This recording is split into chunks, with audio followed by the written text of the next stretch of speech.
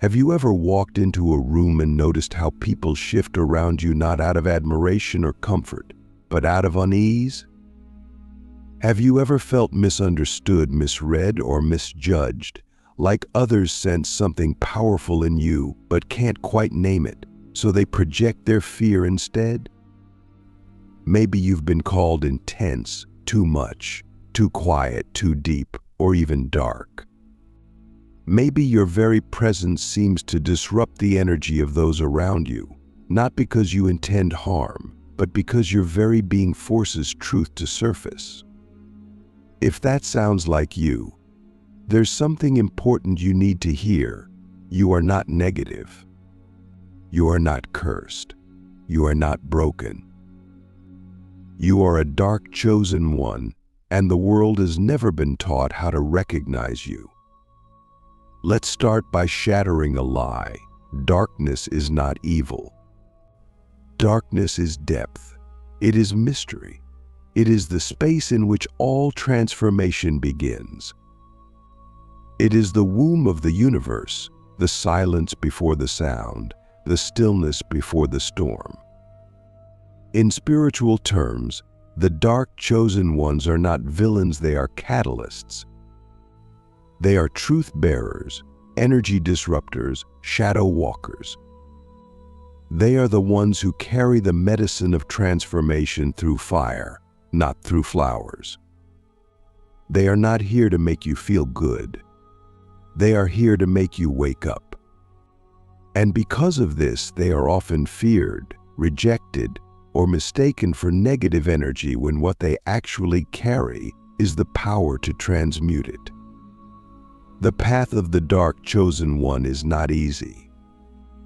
It is forged through pain, isolation, and the slow, soul-carving process of remembering who you truly are beneath every label, every wound, and every projection. So if you've ever felt like the world misunderstands your energy, if you've ever wondered why your presence seems to stir things up, if you've ever been the target of unexplained resistance or judgment, this message is for you. You are not the problem. You are the portal. Click subscribe to this channel to get more profound spiritual lesson. One of the first signs that you are actually a dark chosen one is that you make people uncomfortable without doing anything. You don't even have to speak. Your presence alone seems to bring up people's insecurities, their fears, their unresolved wounds. You didn't ask for it. You didn't try. But it happens again and again. Why? Because your frequency is tuned to truth. When you walk into a space, the masks people wear start to crack. The suppressed emotions start to rise. The lies they've told themselves become impossible to maintain. And instead of recognizing this as a gift, most people label it as negative energy. But here's the truth. It's not your darkness they're reacting to, it's their own, reflected back at them through the mirror of your presence. That's one of the most misunderstood spiritual roles of all, being a mirror that doesn't flatter, but reveals. The second sign is that you've always been drawn to the shadow. You're not afraid of pain. You don't run from uncomfortable truths. You don't pretend everything is okay when it's not. While others seek light to escape, you dive into the depths to understand. You question everything. You see through illusions. You explore the forbidden, the taboo, the hidden. You've likely been through trauma or loss that shattered your sense of identity, and instead of staying broken, you rebuilt yourself from the ashes. This is the alchemical path of the dark mystic, the one who doesn't just talk about transformation, but embodies it. You are not here to bypass the darkness. You are here to walk through it and come out with the torch for others. The third sign is that you are a natural disruptor of stagnant systems. Have you noticed how you can enter a job, a relationship, a community, and without trying, things start to shift? Hidden dynamics come to the surface. Secrets get exposed. The power structures begin to shake. You didn't plan it. You didn't force it. But your energy refuses to comply with dysfunction. It's like your frequency is coded to activate truth wherever it goes. And yes, that makes people nervous. That makes people defensive. But it also makes you necessary, because nothing evolves without disruption. And you are not here to maintain the status quo. You are here to dismantle what no longer serves so that something real can rise. The fourth sign is that you've been alone even in a crowd. You've felt like an outsider your whole life. Like you were dropped into a world that doesn't speak your language, that fears your depth, that resists your insight. You may have tried to fit in, to tone yourself down, to wear the mask. But it never lasted, because something in you refuses to lie. And this loneliness isn't because you're broken, it's because you're rare. You are meant to stand apart, to walk your own path, to hold a frequency so unique that only those who are ready to awaken can hear it. You weren't born to belong. You were born to lead. And true leadership often begins in solitude. The fifth sign is that your intuition is razor sharp and terrifyingly accurate. You just know things. You sense people's true motives. You feel when someone is lying. You see behind the words, the smiles, the performances. And what makes you different is that you don't just have access to light intuition, you also tap into the shadow realms. You receive messages from the depths. You dream of things before they happen.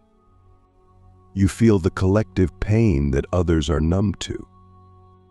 Your psychic senses are not just tuned to the angelic, they're tuned to the real.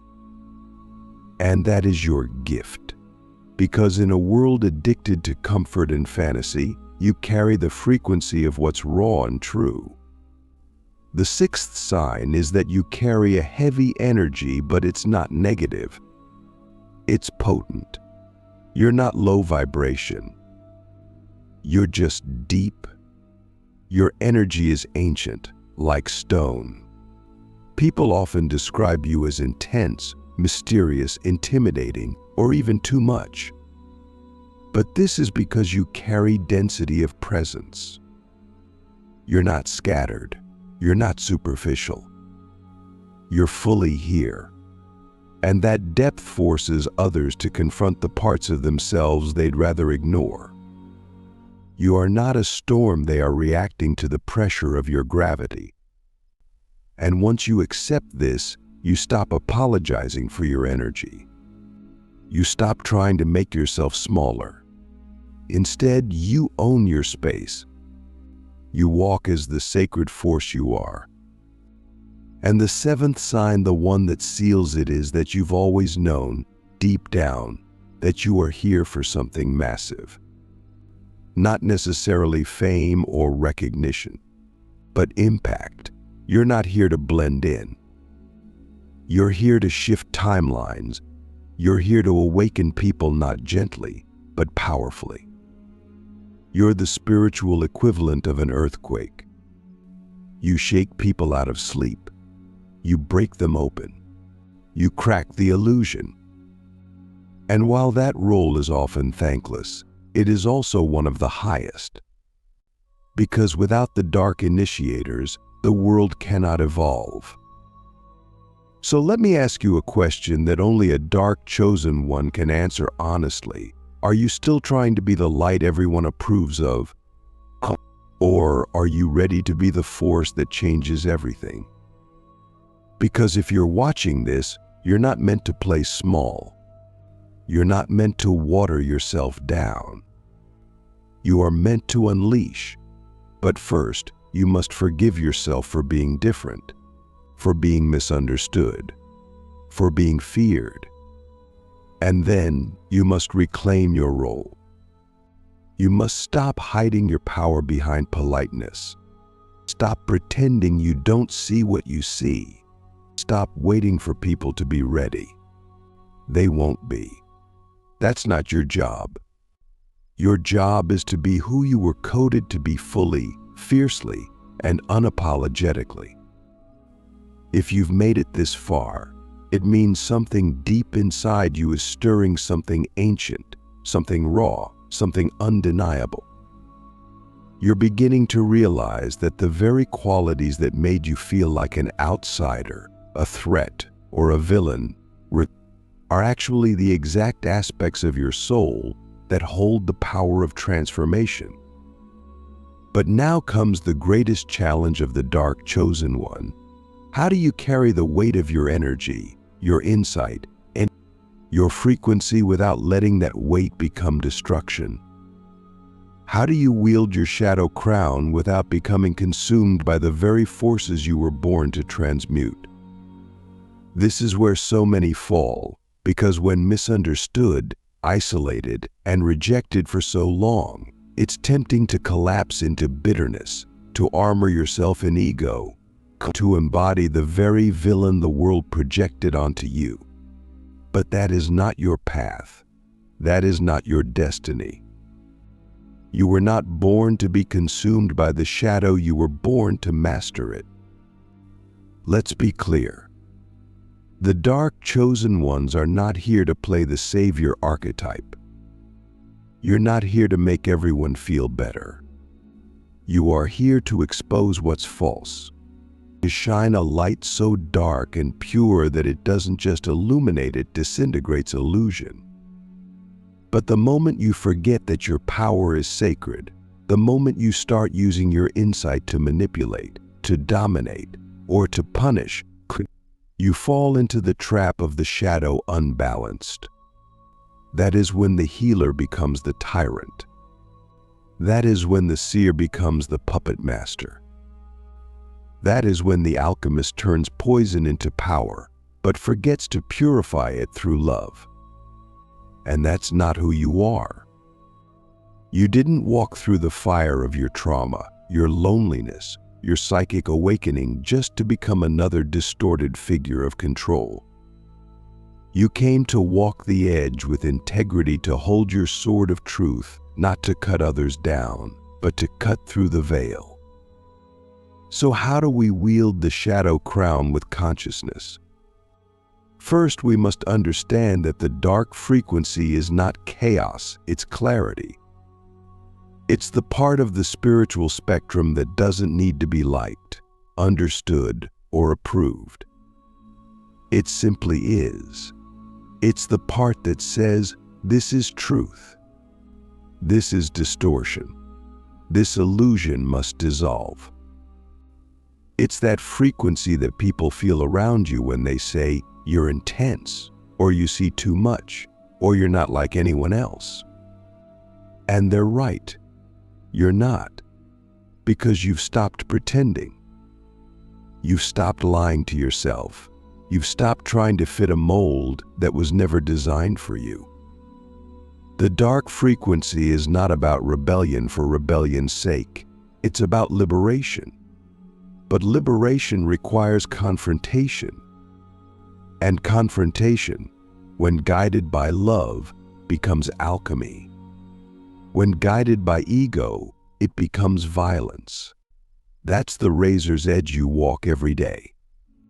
So ask yourself, are you still reacting from your wounds, or are you responding from your wisdom? Because when you're still bleeding, your shadow becomes a weapon. But when you've healed, when you've done the inner excavation, when you've sat with your pain and transmuted it into insight, your shadow becomes medicine. Not everyone can handle that medicine. Some will spit it out. Others will blame you for the symptoms of their own detox. But that's not your responsibility. Your only responsibility is to stay clear, to stay honest, to stay aligned. Because your presence alone, when fully embodied, becomes a force that wakes the sleeping, cracks the masks, and calls forth the real from the depths. This is why you must develop spiritual discipline, not to suppress yourself, but to refine yourself. A true dark chosen one is not wild without aim, they are precise. They know when to speak and when silence is more terrifying. They know when to walk away and when their presence is a mirror that must stay. They don't waste their energy proving their worth. They don't explain their depth to those who scoff at the ocean. They walk with a kind of sacred restraint, and knowing that their power is not for performance, but for purpose. And that purpose is never about domination. It's about awakening. You might be wondering, why me? Why was I given this path? Why do I feel everything so deeply, see what others refuse to see, and carry this heavy, invisible crown? The answer is both simple and ancient, because you could. Because your soul, before it ever entered this body, chose to be a force of disruption in a world addicted to comfort. Because you remembered, even in your darkest nights, that you were not here to be liked, you were here to be real.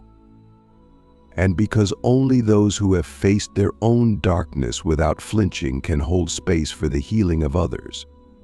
You are not cursed. You are coded. And your code is activating now, because the world is in crisis, not just globally, but spiritually.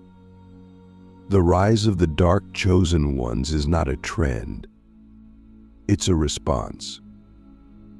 A response to the watered down, commercialized, feel-good spirituality that avoids the shadow and bypasses the truth.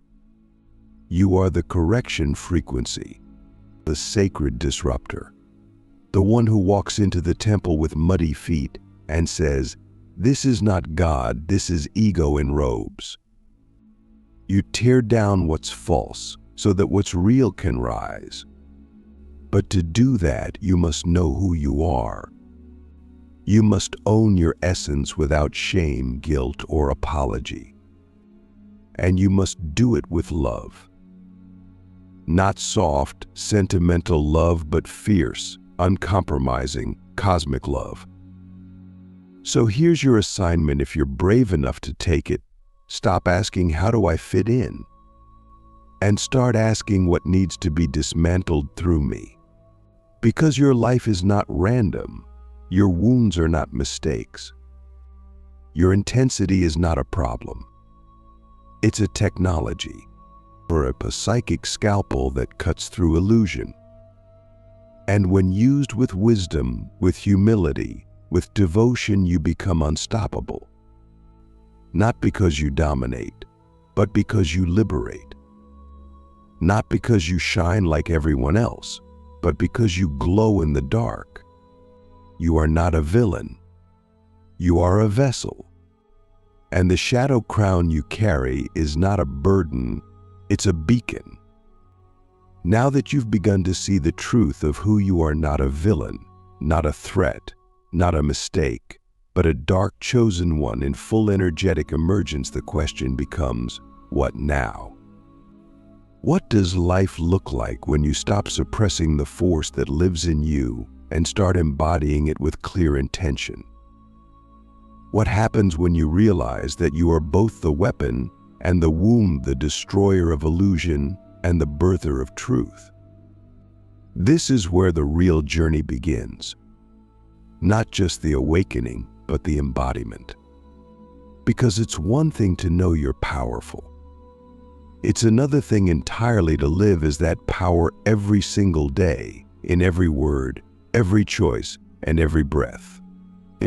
When you truly step into this level of awareness, you stop playing roles. You stop seeking approval. You stop asking the world for permission to exist on your terms. And instead, you become the terms.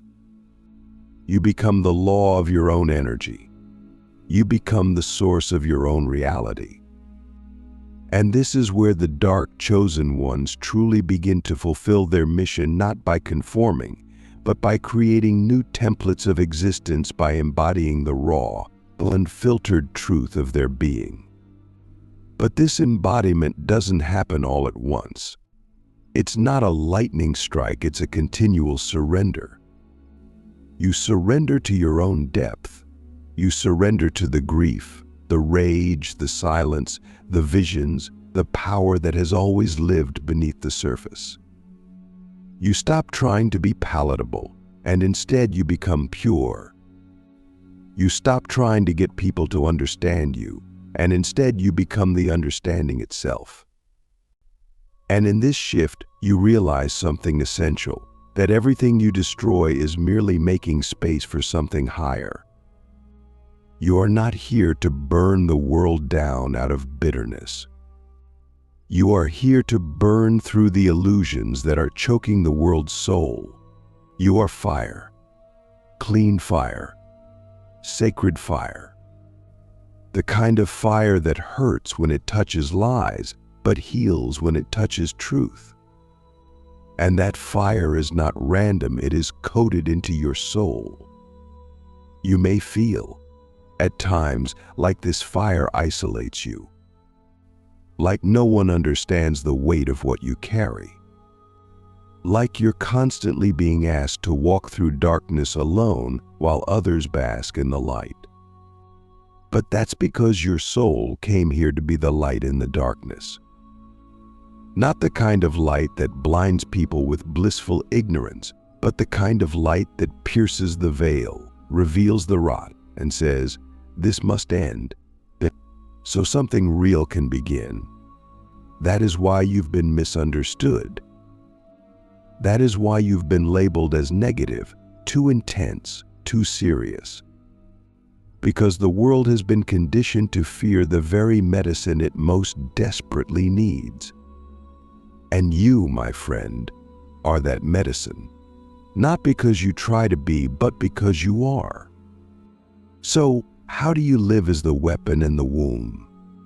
How do you walk through life knowing you carry the power to collapse illusions with a glance, and the power to birth new realities with a single word?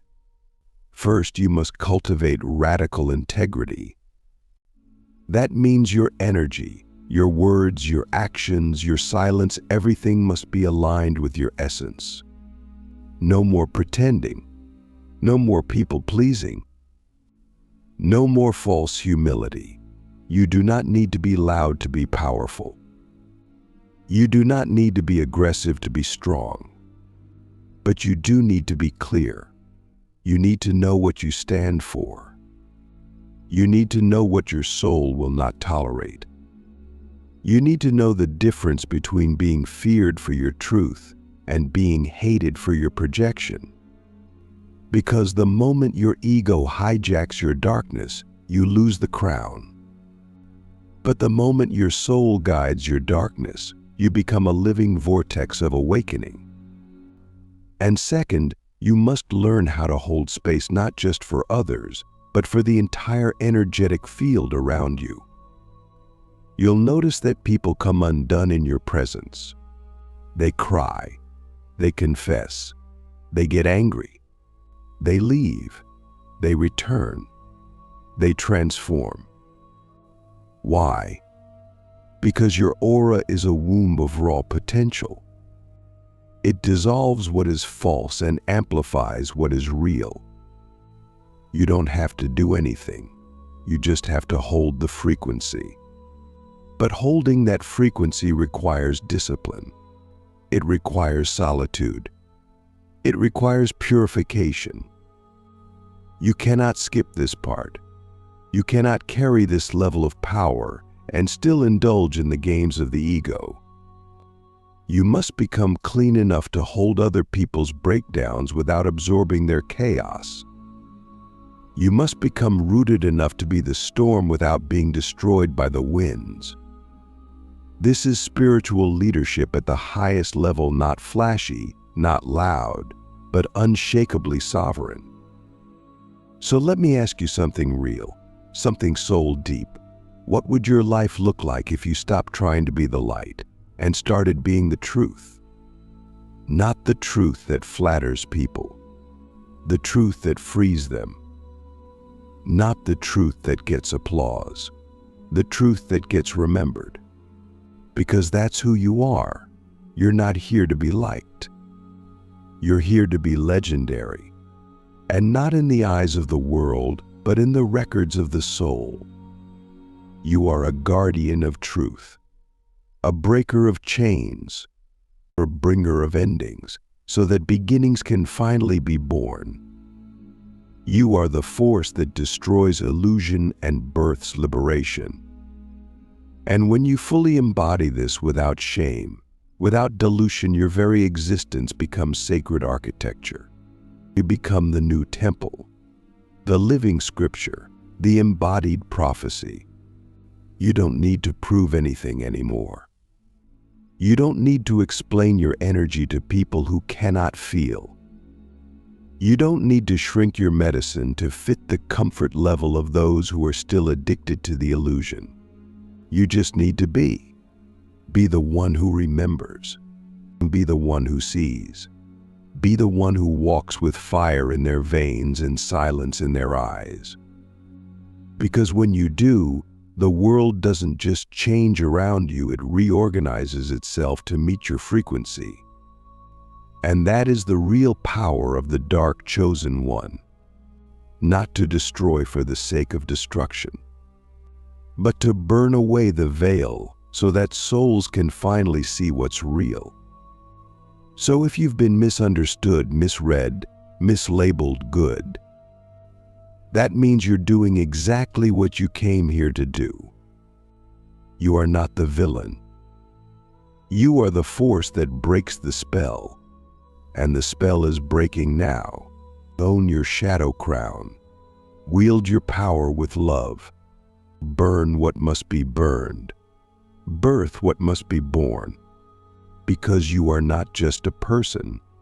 You are the weapon and the womb. And your time is now.